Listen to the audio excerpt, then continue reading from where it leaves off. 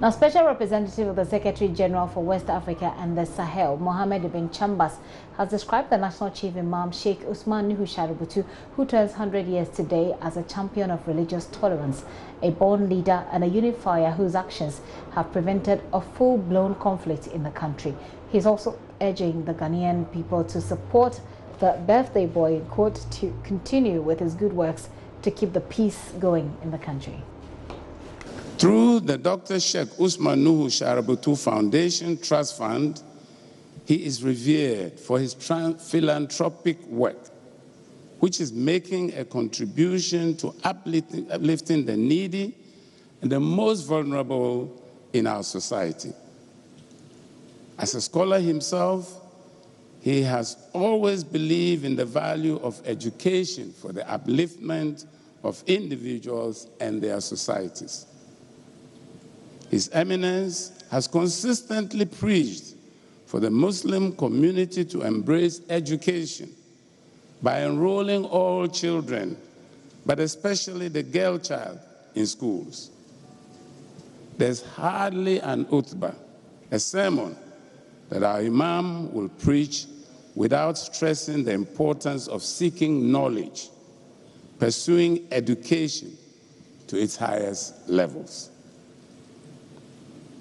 As a member of the National Peace Council, he has contributed to the development of an institution and a peace architecture which has been instrumental for resolving conflicts and sustaining peace in Ghana, and which model is indeed now being copied across our region and beyond. If His Eminence has lived to be 100 years, one of his cardinal virtues that has carried him this far has been his discipline. Our father is a disciplined person and a disciplinarian. He's talking about the National Chief Imam. Well, he was speaking at a special event organized in the Chief Imam's honor by the country. Dr. Ibn Chambas is also calling on the two major political parties in Ghana to put the teachings of the Chief Imam into practice to sustain the peace by disbanding party militia, which remains a major threat to Ghana's democracy. And still on party militia, he's mentioning the Ayawaso West Wogon as an example. Dr. Ibn Chambas also adds that the stakes will be high in the 2020 elections, regardless of the assurances given by the leaders of the two political parties, if they don't walk the talk. Addressing it requires the deployment of the full arsenal of conflict prevention tools in conjunction with a strong commitment of the relevant political actors and other stakeholders to bring to an end the phenomena of vigilantism before it turns into a cancer that could consume the relatively stable Ghanaian political system. 2020 will be a year of elections in West Africa, as Côte d'Ivoire, Burkina Faso, Guinea, Niger, and Togo also hold presidential elections. We can therefore, in anticipation of a politically tense year, associated, of course, with electioneering campaigns, be inspired by our presence here today in unity, all of us, NDC, MPP, all together.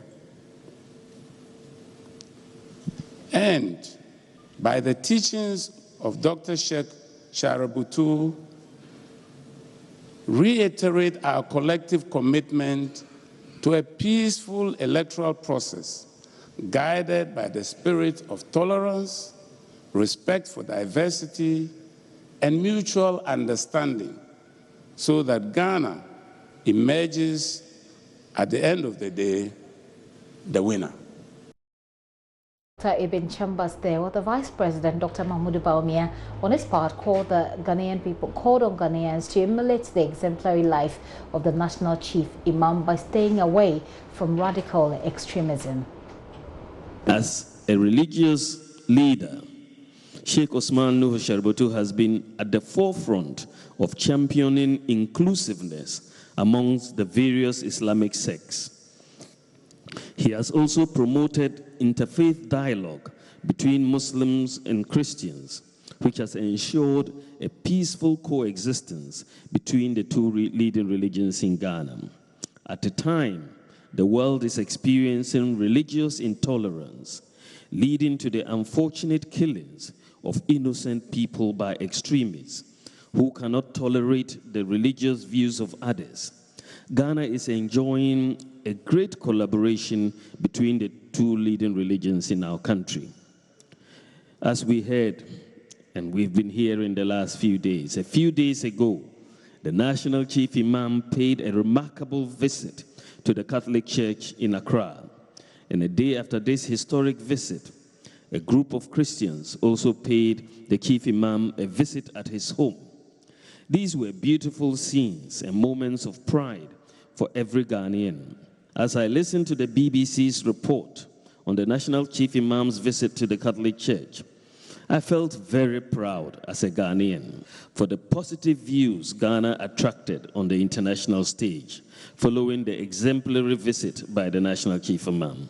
Our colleagues from other countries are often astounded by the level of religious tolerance in Ghana. Our answer to them is simple.